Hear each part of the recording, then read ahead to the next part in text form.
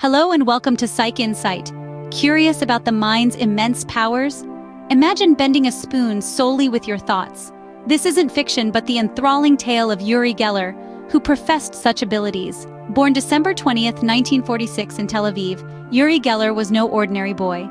From an early age, signs of uncanny powers surfaced. His first self-proclaimed demonstration of these powers was at 5 years old. He claimed he bent a spoon using only his mind, a seemingly innocent act that marked the inception of what is known today as the Geller effect. The Geller effect, named after the acclaimed mentalist Uri Geller, refers to the purported ability to bend or twist metal objects, such as spoons or keys, using solely the power of the human mind.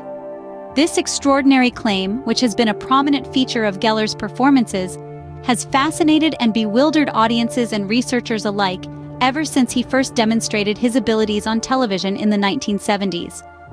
Over the years, debates about the legitimacy of the Geller effect have ensued, primarily because of the contentious nature of the phenomenon. Is it a genuine display of psychokinetic power, or an impressively executed illusion? This enigma lies at the heart of the enduring mystery surrounding the Geller effect. Scientists, magicians, and skeptics have all attempted to replicate or debunk it with varying degrees of success. While some have claimed to have achieved similar feats, others have attributed the phenomenon to clever trickery and sleight of hand. Despite the controversy, the Geller effect continues to captivate the imagination of not only those in the scientific community and magic circles, but also the general public.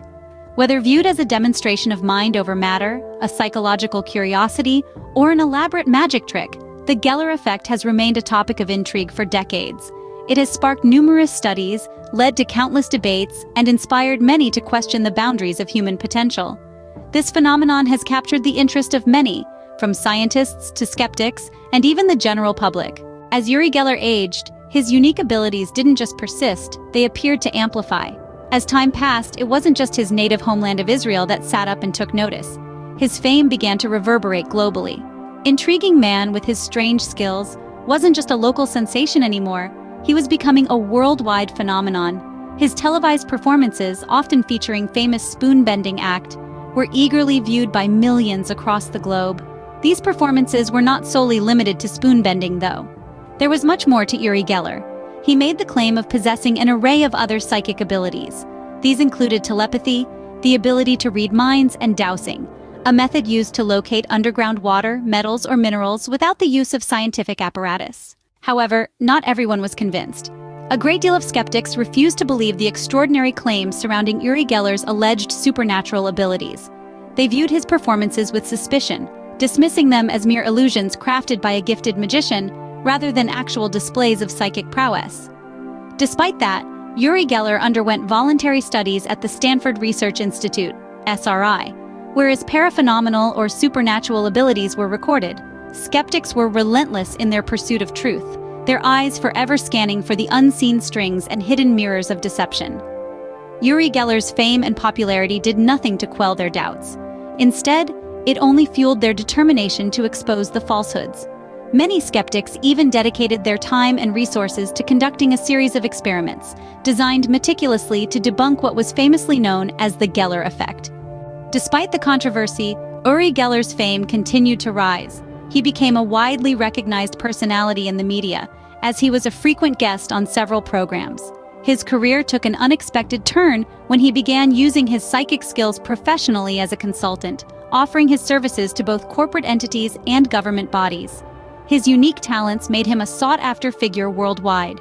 After 45 years living in England, Yuri Geller has relocated to Israel, where still resides. In Jaffa, Israel, he dedicated his time to penning autobiographical books, where he narrates his experiences and explains his extraordinary capabilities. He also established the Yuri Geller Museum, where his psychic history and collection of memorabilia and hundreds of bent spoons reinforce his prominence.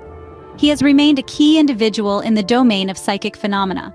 His reputation only strengthened over the years. Despite facing many hurdles and skepticism, he continues to be a figure of fascination.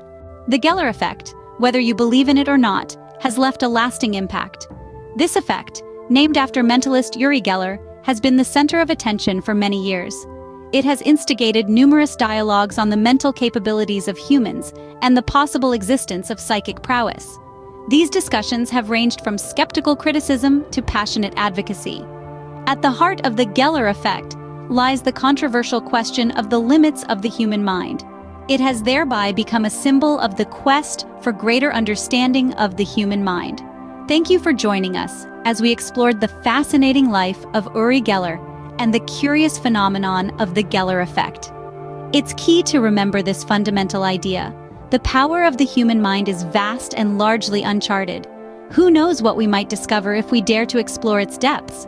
Until we meet next time, maintain your sense of wonder and stay curious and inspired.